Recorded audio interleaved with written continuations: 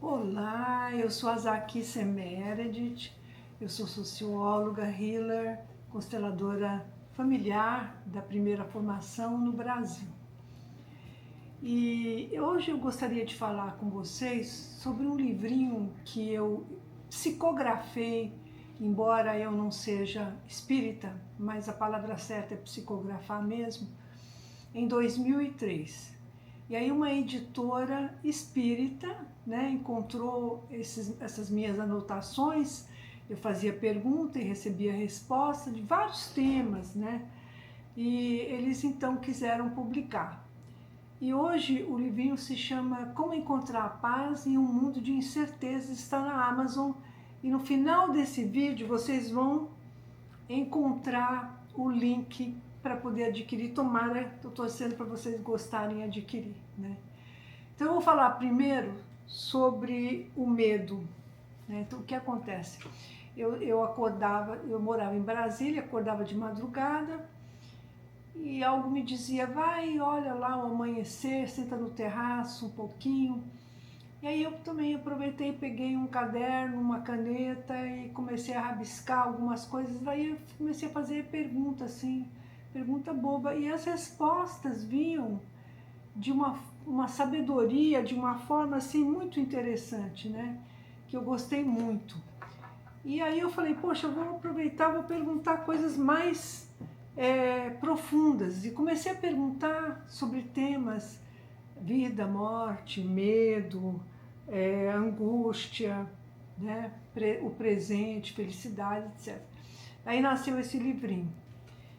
Vou falar um pouquinho agora sobre o medo, né? E aí eu perguntei assim, por que as pessoas... Vou falar rapidamente sobre cada tema, uns 3, 4 temas. Por que as pessoas acordam com medo? E a resposta foi, o medo é uma energia que elas têm e levam a dúvida para a cama e amanhecem com ela. E como se pode melhorar isso? Pode-se ler algo amoroso antes de dormir, como um salmo, por exemplo, ou dormir com uma frase positiva. O que é, na verdade, o medo? O medo é uma energia de ilusão que o homem desenvolveu. Uma energia de ilusão que o homem desenvolveu é a falta de crença que existe algo maior e melhor que cuidará dele. Devemos sempre lutar contra o medo? Devemos sempre lutar contra o medo, porque ele elimina as possibilidades de viver uma vida boa, tranquila e cheia de paz. Olha que interessante, né? Muito, muito bacana. Quais são os piores? Quais são os tipos de medo que são piores? Todo medo é ruim. O pior medo é o medo da vida. Agora, sobre a angústia, que aqui está na página 33, sobre a angústia. E o que eu falei você porque eu não sabia com quem você estava falando, depois descobri que era o meu eu superior, um guia superior, etc. O que você me diz sobre a angústia, né? Fala assim, a angústia é uma sensação ruim de impotência frente aos problemas, é algo que não resolve porque a própria angústia impede o pensamento claro das coisas. É uma sensação de atenção exagerada de alguma coisa que acabará se resolvendo por si só. Aí eu perguntei, mas como assim acabará resolvendo por si só? E disse, a pessoa tem que deixar a situação esclarecer-se por si própria e deixar de se ater de forma muito tensa, como se somente o seu pensamento pudesse resolver. Quer dizer, não é só o pensamento que pode resolver. Aliás, o pensamento não pode resolver quando a pessoa está na angústia. E a situação é altamente desejosa de oração, e a oração alivia, né, a tensão. Como impedir o pensamento negativo e repetitivo das preocupações que dão angústia? Reze, ore devagarzinho a Deus, coloque o seu objetivo, o que você quer. Então veja que é interessante que a angústia, ela impede que você tenha clareza de pensamento e faz com que dê aquela tensão e você fique querendo encontrar uma resposta pelo pensamento. Então não é isso. É se acalmar, né? Orar, provavelmente, e esperar que passe, porque algo vai passar. Aliás, eu tenho outro tema que eu gosto muito de falar, que é sobre o presente, né? E esse tema aqui, ele fala muito sobre viver o presente. Por que o presente, por que o passado e o futuro não existe, somente o presente existe? Viver o presente é uma alegria onde você pode se concentrar no dia de agora, né? E o presente tem o segredo da verdade única do momento.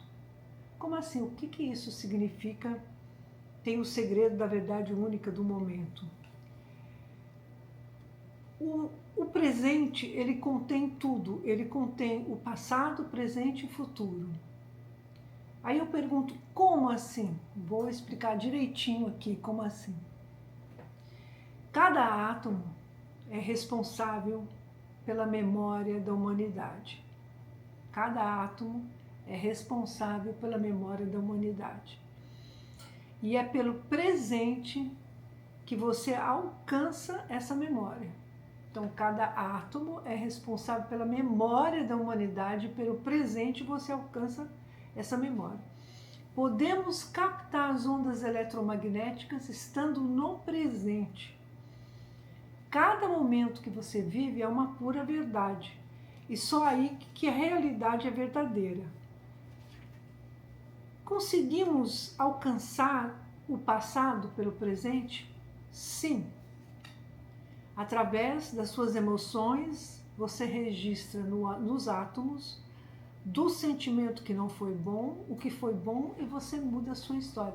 Aliás, a constelação familiar, eu me lembro muito bem, o nosso mestre e autor das constelações familiares, Bert Hellinger, ele só permitia que uma constelação se iniciasse se todos nós estivéssemos no presente, estivéssemos focados naquele momento, respirando no presente. E, evidentemente, a constelação familiar tem um alcance à memória sistêmica familiar do passado daquela pessoa, daquela situação. E olha o que diz, através de suas emoções, você registra nos átomos o sentimento que não foi bom, o que foi bom, e você muda a sua história. Quer dizer, você consegue mudar não o fato do passado, mas você muda o sentimento que você teve naquele passado, ou que aconteceu naquela situação.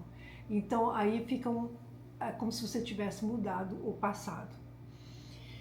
E ainda eu digo assim, mas nós não podemos mudar quem morreu. Não podemos mudar quem morreu, mas podemos mudar nossas emoções a respeito de quem morreu.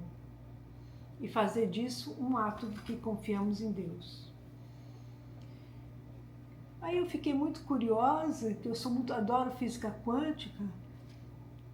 Estudei 4 anos na Nova Jersey sobre medicina alternativa, física quântica, campo, etc. Ele me diz assim, eu perguntei, pode me dizer mais a respeito dos átomos guardarem o passado, o presente e o futuro e alcançá-los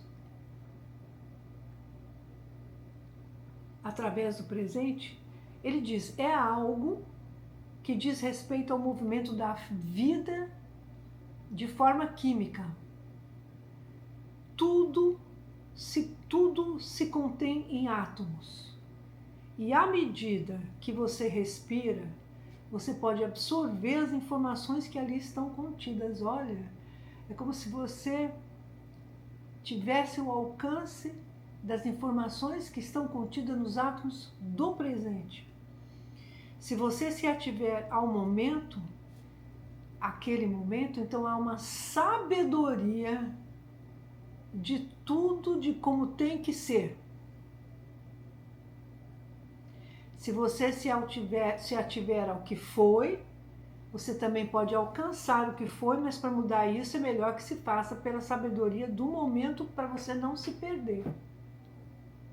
Porque aí você pode entrar naquela emoção talvez pesada do passado.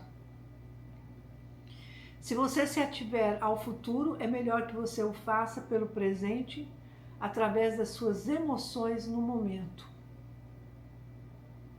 Eu acho espetacular. Eu acho espetacular. Então, é assim, eu acho que antigamente a gente falava muito que estar no presente era uma irresponsabilidade, como se você não quisesse saber do seu futuro. Porém, é justamente o contrário, a gente está vendo que é o presente. Estar no presente não significa ser irresponsável. Significa você estar atento, focado naquele momento e absorver as informações que os átomos estão ali te informando, te dizendo. Então tem muito a ver com a intuição, mas tem muito a ver com a sua respiração, como você vai focar nisso, como você vai observar isso. Sabe quando você medita, vem aquele silêncio interno, mais ou menos é alguma coisa assim. Só que sem você focar em alguma coisa específica, para você poder entrar no presente. Depois, você estando no presente e quiser focar alguma coisa, aí você pode fazer isso sim. Gente, e no final desse vídeo, eu estou colocando o livrinho, né, Como Encontrar a Paz em um Mundo de Incertezas, na Amazon. Adorei falar com vocês, eu gosto muito desses temas, eu tenho muita experiência, conhecimento e, graças a Deus, um pouco de sabedoria e quero passar para vocês. Assim